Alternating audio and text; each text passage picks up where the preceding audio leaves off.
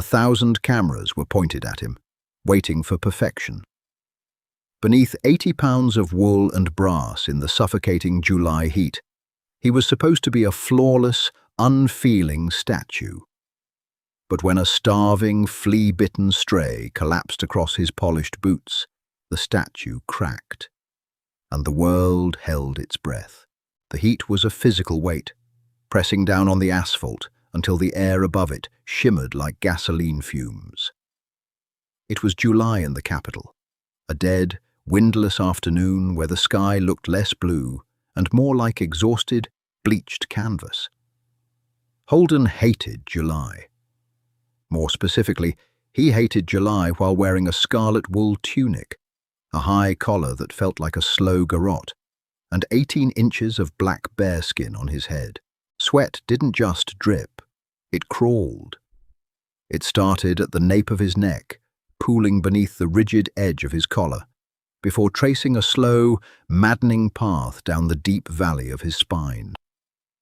It collected in the thick wool of his trousers, trapped against his skin by the heavy leather belt, cinched tight enough to bruise his hip bones. He couldn't scratch, he couldn't shift his weight, he couldn't blink too often. He was 28 years old, a corporal in the infantry, and for the next 40 minutes, he was not a human being. He was a monument, a piece of the architecture, a prop for the millions of tourists who swarmed the palace gates like locusts in designer sunglasses. Holden stood at the edge of the formation, his fingers wrapped around the stock of his rifle. The wood was hot to the touch, baking in the direct sun. His thumb rested parallel to the seam of his trousers. The exact angle of his elbows, the precise distance between his boots. It had all been drilled into him until muscle memory overwrote his central nervous system. He stared straight ahead, his vision locked onto the back of the neck of the man in front of him, Corporal Hayes. Hayes had a small white scar just below his hairline. Holden had spent hundreds of hours staring at that scar. It was the anchor that kept him from passing out. The protocol was brutal and absolute. If the heat stroke takes you, you do not stagger. You do not drop to a knee. You pitch forward, rigid as a felled oak, and you eat the pavement. You break your nose before you break formation. Beyond the black iron gates, the crowd was a chaotic blur of noise and neon colors. Holden could smell them from here. A sickeningly sweet miasma of cheap sunscreen, stale beer, melted ice cream, and exhaust fumes rolling off the idling double-decker buses. The sound was a dull, persistent roar. Thousands of overlapping conversations, the sharp, rapid-fire clicking of camera shutters, the high-pitched wails of exhausted children being dragged across the hot pavement. They pointed. They laughed. They pressed their faces against the wrought iron, waving hands right in the guards' faces, trying to elicit a flinch, a smile, a blink. "Look at them," a woman's voice drifted over the noise, thick with an American accent. "They look miserable. Do you think they're even allowed to breathe?" Holden's jaw clamped tighter. The muscles in his cheeks ached. He was hung over, a dull, throbbing headache pulsing directly behind his left eye, a souvenir from a badly judged pint at a pub off the high street the night before. His knees were locking, sending tiny electric spasms up his thighs. He wasn't a patriot. Not anymore, anyway. When he'd signed up at 19, maybe he had bought into the pristine, gilded image of the regiment, the honor, the tradition. But after 4 years of endless kit cleaning, smelling of Brasso polish and boot blacking, dealing with the petty tyranny of sergeants who inspected the brass eyelets of his boots with magnifying glasses, the romance had died. Now it was just a job, a punishing, absurd job where he was paid to endure quiet agony for the amusement of strangers. A sharp, barking command shattered his thoughts. Sergeant Miller's voice. It didn't sound like human speech. It was a guttural, terrifying noise that the men had been conditioned to respond to instantly. "Guard! Attention!" The snap of 100 boots coming together sounded like a single, massive gunshot. Holden's heels connected. The shockwave rattled up his shin bones. His spine went entirely rigid. "Shoulder! Arms!" The rifles moved in perfect, terrifying synchronization. Metal clattered against wool and leather in a 3-beat rhythm. 1, 2, 3. Holden's hand slapped the stock. The weapon rested perfectly against his right side. The brass band, positioned 50 yards ahead, struck up the opening notes of the marching tune. It was a heavy, thumping rhythm, led by the deep resonance of the bass drum. The sound vibrated in Holden's chest, rattling his ribcage. The ground beneath his boots seemed to thrum with the noise. "By the center! Quick, march!" They stepped off. The transition from agonizing stillness to mechanical movement was seamless. Left, right, left, right. The formation moved as a single, multi-limbed organism, a sea of scarlet and black rolling over the sun-baked tarmac. The parade route was lined with steel barricades, holding back a crowd that was easily 10 deep. As the guards approached, the noise swelled to a deafening roar. Cheers, whistles, the aggressive popping of flash photography. Holden focused his eyes on the mid-distance. He didn't look at the faces. If you looked at the faces, you lost your rhythm. You became an individual. In the uniform, being an individual was the ultimate sin. The air was thick with the smell of hot asphalt and the metallic tang of polished brass. Holden's breathing fell into sync with his footsteps. Inhale for 4 paces. Exhale for 4. Keep the chin parallel to the ground. Let the arms swing exactly 9 inches to the front, 6 inches to the rear. Be the machine, be the statue, shut off the brain. But Holden couldn't shut it off today. The heat was too much. The hangover was too loud. The relentless, parasitic gaze of the crowd felt heavier than usual. He felt a deep, hollow cynicism gnawing at his gut. What is the point of this, he thought, his boot slamming into the pavement on the downbeat of the bass drum. We are walking anachronisms, grown men playing dress-up in a dying empire. They turned the corner onto the main thoroughfare. The crowds were thicker here. The police lining the route were visibly straining, pushing back against the crush of bodies pressing against the metal barriers. And then Holden saw the anomaly. It happened about 40 yards ahead, just past the brass band. At first, it was just a ripple in the crowd's behavior. The cheering fractured. A pocket of tourists suddenly recoiled, breaking the solid wall of bodies pressing against the barricade. A woman let out a sharp, disgusted shriek. A police officer in a high-visibility vest lunged forward, his arms outstretched, but his hands grasped at empty air. Underneath the lowest bar of the steel barricade, a shape squeezed through. It was a dog, but calling it a dog felt like a generous classification.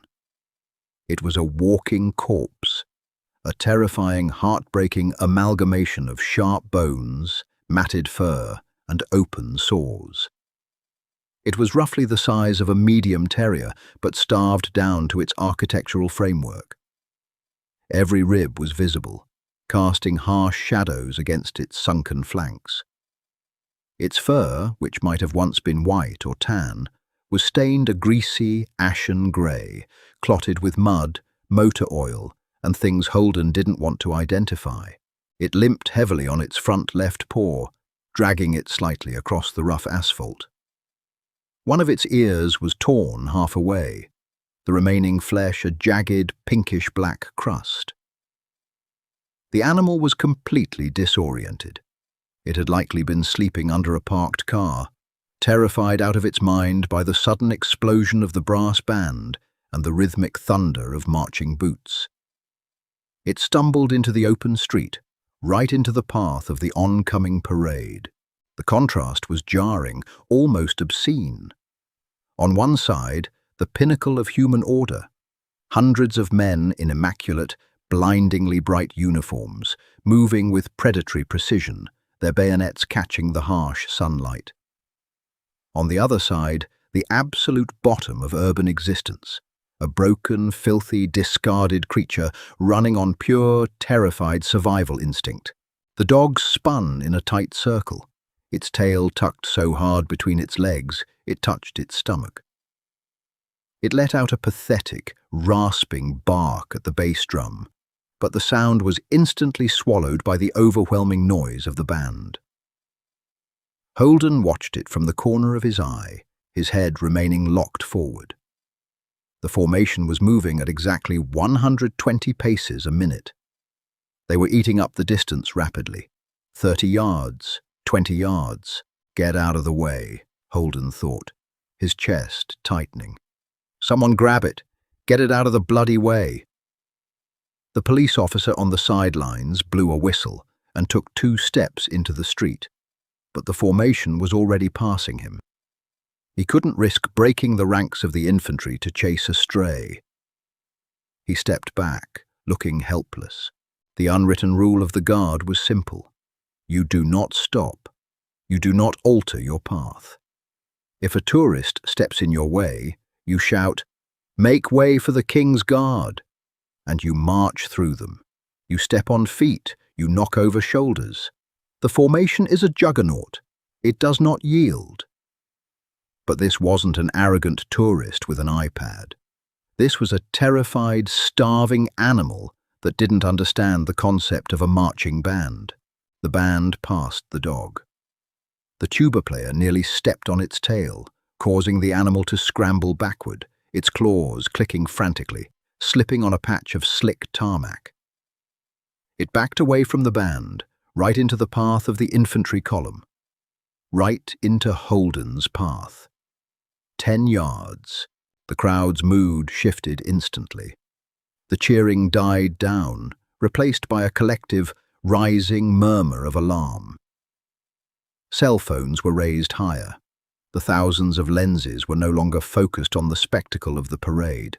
They were focused on the impending collision. They wanted to see what the emotionless machines in red would do. "Eyes front," Sergeant Miller hissed from the flank, his voice cutting through the brass music like a razor blade. He had seen the dog. He was warning them. "Do not break rank. Trample it if you have to. Do not embarrass the regiment." Holden's stomach plummeted. His throat went dry, the spit turning to ash in his mouth. 5 yards. The dog was frozen in the center of the lane. It looked left. It looked right. A wall of towering, red-coated giants was bearing down on it, the ground shaking beneath their heavy, metal-studded boots. It was too exhausted, too terrified to run. It simply cowered, pressing its emaciated belly against the hot pavement, flattening its ears and squeezing its remaining good eye shut, waiting for the end. It was directly in line with Holden's left boot. In a fraction of a second, a violent war broke out in Holden's mind. "Step over it," his training screamed. "Lengthen your stride by 2 inches, clear the obstacle, maintain the cadence, be the statue, you are on camera. The sergeant is watching, your career, your pension, your pride. Step over the bloody dog." But as his boot came up for the next downward strike, the dog opened its eye. It looked directly up at Holden. It wasn't a look of pleading. It wasn't a cartoonish, humanized expression of sadness. It was the flat, hollow, terrified acceptance of a creature that had been kicked, starved, and beaten its entire life, expecting the heavy black boot to crush its ribs just like everything else had crushed it. It smelled like copper and rotting meat. It smelled like death. The cynicism that had been calcifying around Holden's heart all morning suddenly shattered. He saw the absurdity of it all. The polished brass, the 1,000 pounds bearskin cap, the ridiculous, stiff-legged march. All of it meant absolutely nothing compared to the raw, visceral reality of the breathing, suffering thing beneath his foot. He was a man wearing a costume, about to crush a dying animal to preserve an illusion of perfection. Holden's boot came down, but it didn't land on the pavement, and it didn't land on the dog. Holden broke stride. It wasn't a smooth, graceful movement. It was a violent, jarring abort. His right foot planted hard, absorbing the momentum of his body. His left foot, which was supposed to strike the ground with ceremonial force, awkwardly pulled back, the heels scraping against the asphalt with a sickening screech. The man behind him, Private Jenkins, hadn't anticipated the stop. Jenkins's chest slammed into the back of Holden's rifle.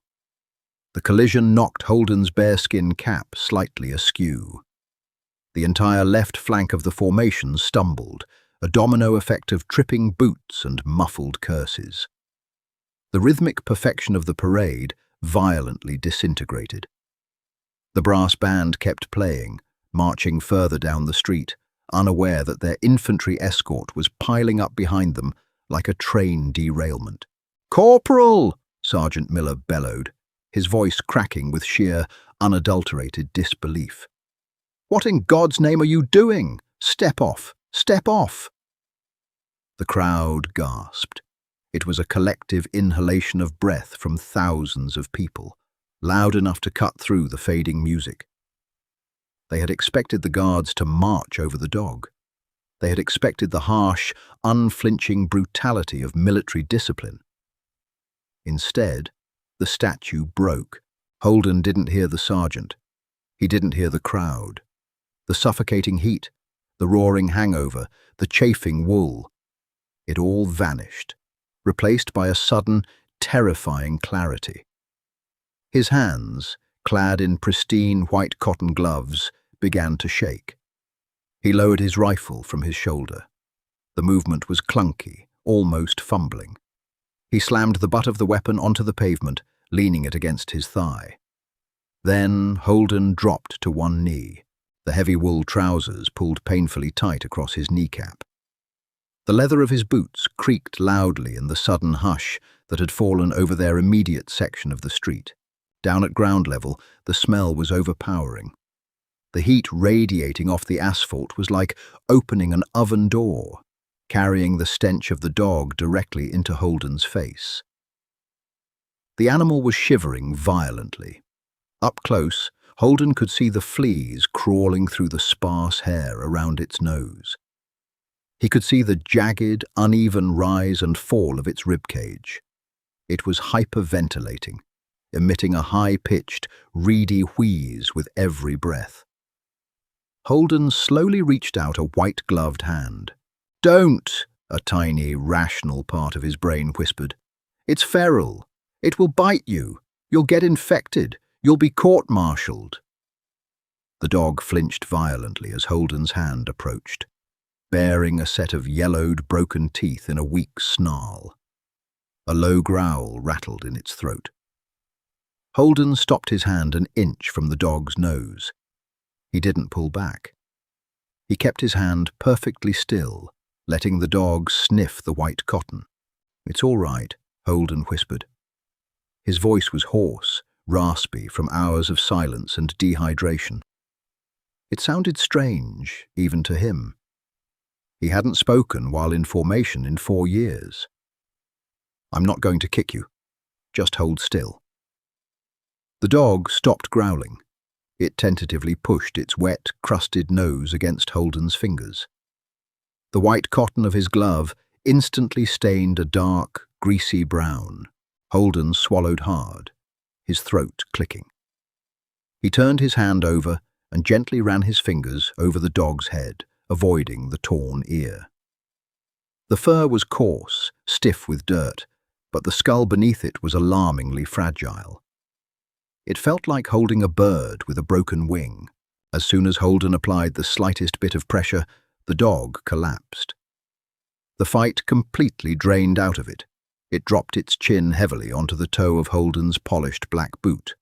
letting out a long, shuddering sigh that blew a cloud of dust off the pavement. It closed its eye. It was entirely surrendered. "Corporal Holden!" Sergeant Miller was suddenly looming over him. The sergeant's face was an apoplectic shade of purple, matching his tunic. His eyes were wide with rage and panic. He looked at Holden, then at the dog, then at the hundreds of cell phones recording their every move.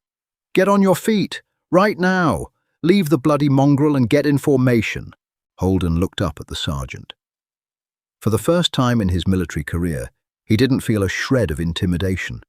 He just felt immensely, bone-deeply tired. "It can't walk, Sergeant," Holden said flatly. His voice wasn't defiant. It was just a statement of fact.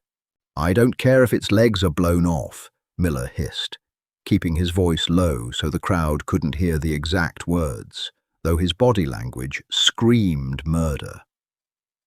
"You are embarrassing the uniform. Stand up, or so help me God, I will have you in the stockade before sunset." Holden looked back down at the dog. The animal hadn't moved. Its breathing was shallow. If he stood up and marched away, the police would eventually drag it off the street. They'd throw it in the back of a van, and it would be dead by morning in some cold, concrete pound. Holden thought about his immaculate uniform.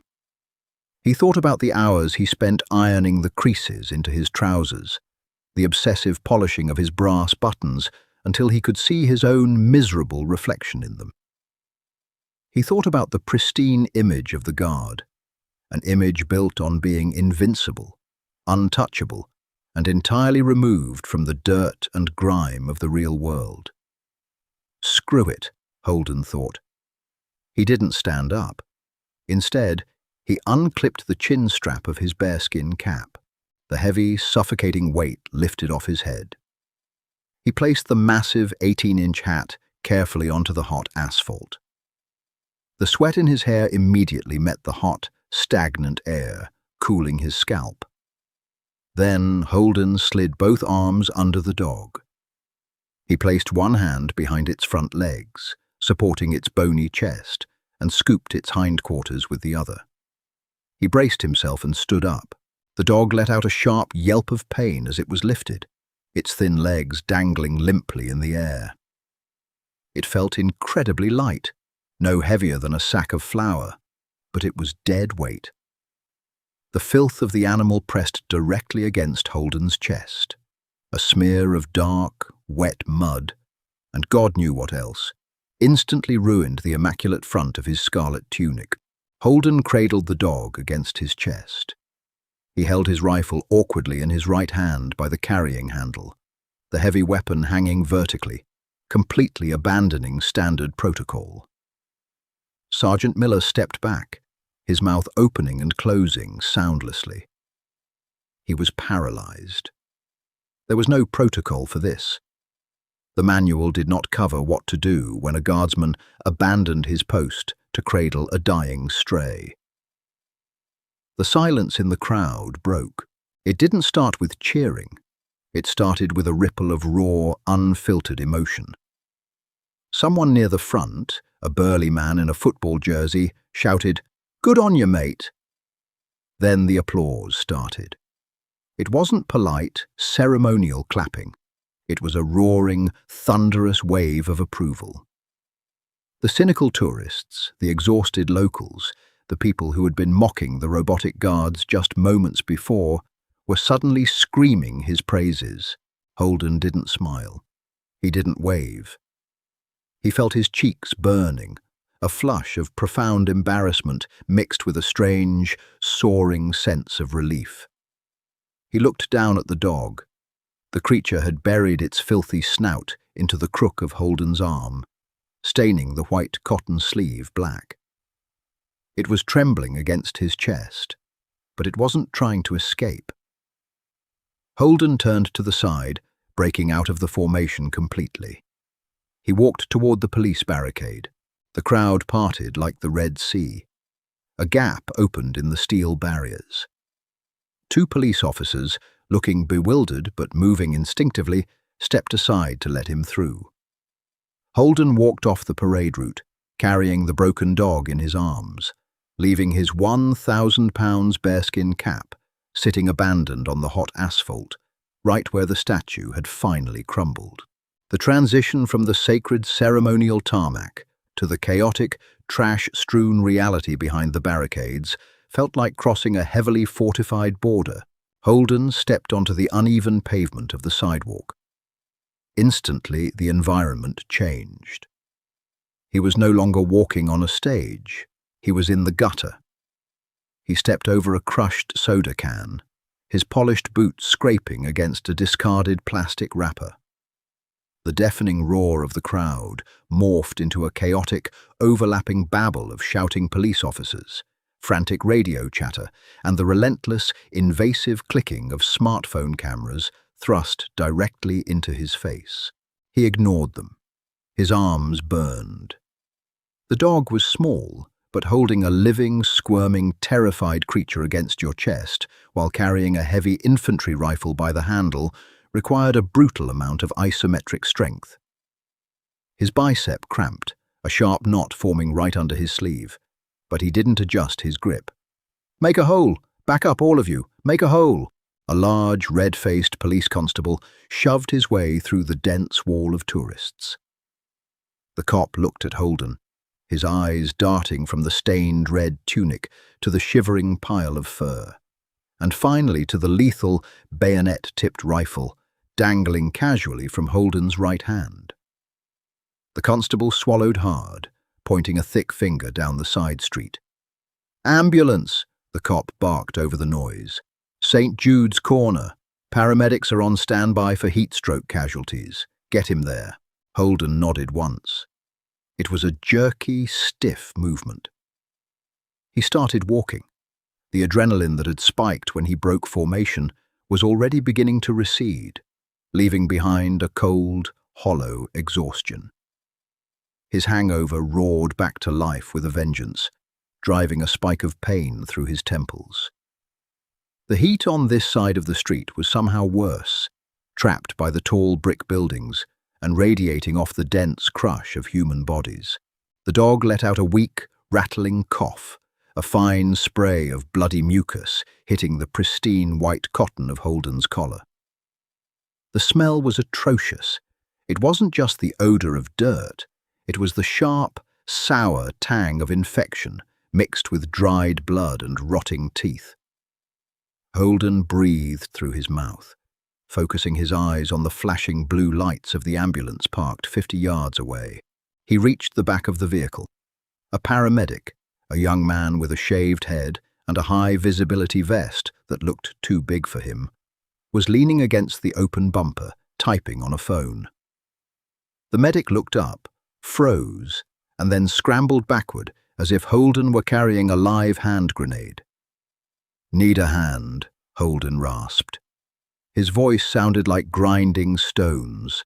The medic stared at the dog, visibly repulsed. "Mate, this is a human bus. I can't put a feral animal in a sterile rig. It's against every protocol we have." Holden didn't argue. He didn't have the energy for a debate. He just stared at the paramedic. It wasn't a glare. It was the empty, exhausted, 1,000-yard stare of a man who had just thrown his entire career into a wood chipper and had absolutely nothing left to lose. He stepped forward, forcing the medic to step aside, and climbed directly into the back of the ambulance. The sudden blast of the air conditioning hit him like a physical blow. It was freezing, gloriously, shockingly cold. Holden sank onto the nearest bench, the heavy wool of his trousers scraping against the sterile blue vinyl. He rested his rifle on the floor, the buttstock hitting the metal grating with a heavy clunk. He kept the dog in his lap. The cold air made the animal shiver violently. Holden awkwardly unbuttoned the top 3 brass buttons of his scarlet tunic, a court-martial offense in itself, and pulled the heavy fabric open, exposing his sweat-drenched undershirt. He tucked the dog closer to his chest, wrapping the thick red wool around its trembling body. The paramedic stood outside the doors, looking completely helpless. "I can't treat it," the medic offered, his tone defensive. "I don't have vet supplies." "Water," Holden said. "Just give me some bloody water." The medic grabbed a plastic bottle from a cooler and tossed it onto the bench. Holden caught it clumsily with his left hand. He unscrewed the cap using his teeth, spitting the plastic rim onto the floor. He poured a small pool of the icy water into the palm of his ruined, black-stained glove and nudged it under the dog's chin. The animal flinched, snapping its jaws weakly at the air, but then the smell of the water registered.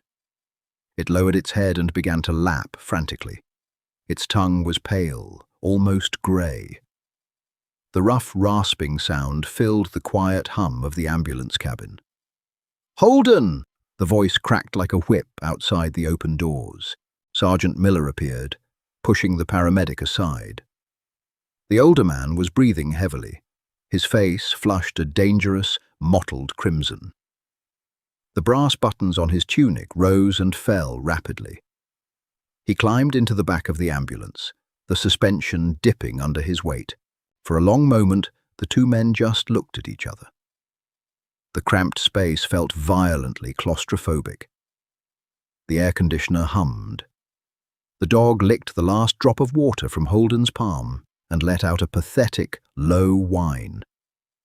"You deserted your post," Miller said. His voice wasn't a yell anymore. It was a terrifying, quiet hiss. "In front of 10,000 people, in front of the cameras, you broke the line." "Yes, Sergeant." Holden didn't look away. He kept his right hand resting firmly on the dog's ribcage.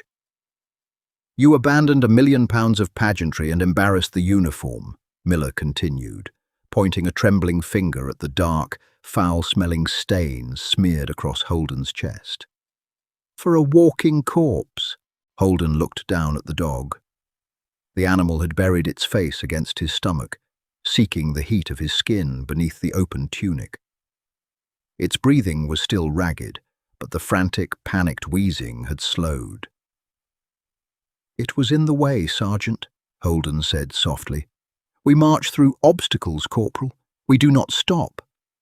"I couldn't step on it." Miller let out a harsh, barking laugh that held absolutely no humor. He reached down and snatched the rifle off the floor, checking the safety mechanism with a sharp, aggressive click. "You're done, Holden," Miller said, his eyes hard and flat. "You are stripped of duty. Remain here. The military police will be coming to collect you. Do not leave this vehicle. Do you understand me?" "Yes, Sergeant." Miller stepped backward out of the ambulance. He slammed the heavy rear doors shut, plunging the back of the rig into dim, fluorescent-lit silence. Holden was alone. He leaned his head back against the hard plastic of the ambulance wall and closed his eyes. The headache throbbed behind his temples. His legs felt like lead. He was 28, unemployed, facing military detention and covered in filth. He looked down at the shivering, broken creature in his lap. The dog opened its good eye and looked up at him. Holden let out a slow, tired sigh. He reached down, carefully peeling a swollen tick off the dog's ear and crushed it under his thumb. "Just you and me now, mate," he whispered. 4 hours later, the world smelled like bleach and cheap iodine. Holden sat on a hard plastic chair in the waiting room of a dilapidated veterinary clinic on the south side of the city. The military police hadn't shown up, or if they had, they hadn't found him. The paramedic, perhaps moved by pity or simply wanting the filthy soldier out of his sterile rig, had secretly driven him 3 miles away from the parade route and dropped him off at the curb before speeding away. Holden was no longer in uniform. He had stripped off the scarlet tunic in the alley behind the clinic. It was ruined anyway, the expensive wool hopelessly impregnated with mud, blood, and the unmistakable stench of the stray. He had stuffed it into a black garbage bag provided by the receptionist. He still wore his heavy black trousers and his polished boots, but his upper half was just a sweat-stained grey cotton undershirt. The white gloves were crumpled in his pocket, stained beyond saving. The clinic was brutally quiet. A flickering fluorescent bulb in the ceiling emitted a constant, high-pitched buzz that irritated his teeth. An old woman with a wheezing pug sat across from him, eyeing his boots and his filthy undershirt with clear suspicion. Holden leaned forward, resting his elbows on his knees, and buried his face in his hands. His muscles screamed. The adrenaline crash had hit him like a freight train, leaving him hollowed out and shivering despite the stuffy warmth of the waiting room. The door to the back examination rooms clicked open. A tall veterinarian with a tired face and a scrub top covered in dog hair walked out. He looked at a clipboard, then looked at Holden. "You the one who brought in the stray?" the vet asked. Holden stood up. His knees popped loudly in the quiet room. "Yeah, that's me." The vet gestured for Holden to follow him down a narrow hallway, smelling strongly of wet fur and disinfectant. They stopped in front of a stainless steel table in a small, windowless room. The dog was lying on its side. It looked even smaller under the harsh surgical lights. An IV line was taped to its front leg, feeding clear fluids into its emaciated body. Most of the dirt and grease had been scrubbed away, revealing a coat that was a patchy, scarred brindle. The torn ear had been cleaned and stitched tight. "It's a male," the vet said, crossing his arms. "And he is an absolute disaster. Severe dehydration, malnutrition, hookworms, fleas, and a systemic infection from the ear tear. He's got 3 broken ribs that healed wrong, probably from a solid kick. I estimate he's maybe 4 years old, but his teeth look like he's 10. Holden stared at the slow, rhythmic rise and fall of the dog's chest. "Will he live?" "He's a fighter," the vet replied, leaning against the counter. "Heart rate is stabilizing. The fluids are doing their job. But recovery will be long and expensive. He needs a week of antibiotics, soft food, and confinement. I have to ask, are you claiming ownership? Because if not, animal control will take him, and given his condition, they will likely put him down to spare resources." The question hung in the air, heavy and sharp. Holden looked at his reflection in the stainless steel cabinet door. He looked like a wreck. He had no job, no immediate future, and he was about to face a tribunal that would likely strip him of his military pension and hand him a dishonorable discharge. He lived in a cramped, dark flat on the outskirts of the city that barely had enough room for a single bed, let alone a severely traumatized animal. He didn't have the money for vet bills. He barely had the money for his own rent. Everything about his life demanded that he say no.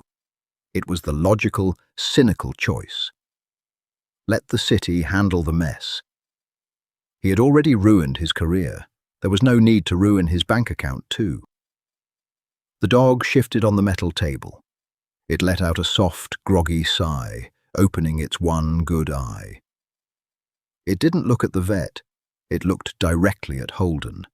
It weakly thumped its thin, rat-like tail against the stainless steel. Just once. A tiny, pathetic sound of recognition. Holden closed his eyes for a fraction of a second. He remembered the feeling of the 80-pound bearskin cap pressing down on his skull. He remembered the stifling, mechanical perfection of the marching formation, the absolute erasure of his humanity required to be a good soldier. He had spent 4 years being a statue. He had spent 4 years pretending he didn't feel anything. He opened his eyes. "He's mine," Holden said. His voice was steady. "Put the bills on my card." The vet offered a small, knowing smile, marking something down on his clipboard. All right then. He'll need a name for the file. Holden looked at the dog. The creature was broken, scarred, entirely unfit for polite society, and had single-handedly derailed a £1 million military parade. "Ruin," Holden said. "Call him Ruin." The vet nodded, writing it down. "Fitting. You can sit with him for a while if you want. He's heavily sedated, but he knows you're here." The vet slipped out of the room, leaving the door slightly ajar. Holden pulled up a cheap metal stool and sat down next to the examination table. He rested his elbows on the cold steel. He reached out with a bare, unwashed hand and gently rested his palm against the dog's side, feeling the steady, reassuring thud of a beating heart against the prominent ribs. His phone, buried deep in his trouser pocket, began to vibrate. It buzzed once, twice, and then didn't stop. A continuous, frantic stream of notifications. Holden finally pulled the device out. His screen was a chaotic waterfall of messages, missed calls from unknown numbers, and news alerts. He opened a browser. There he was. The footage was everywhere, shot from a dozen different angles by tourists. The red tunic, the dramatic halt, the tense standoff with the screaming sergeant. The moment he dropped the £1,000 hat to scoop up the filthy street dog. The internet had already exploded. He was a viral sensation. To the military, he was a disgrace. To the rest of the world, he was a hero. Holden stared at the screen for a long moment. He watched himself drop the rigid posture, watched the polished facade shatter in high definition. He didn't feel like a hero. He felt tired. He felt broke. He locked the phone screen, plunging it into blackness, and tossed it into the nearest trash can. It hit the bottom with a hollow thud.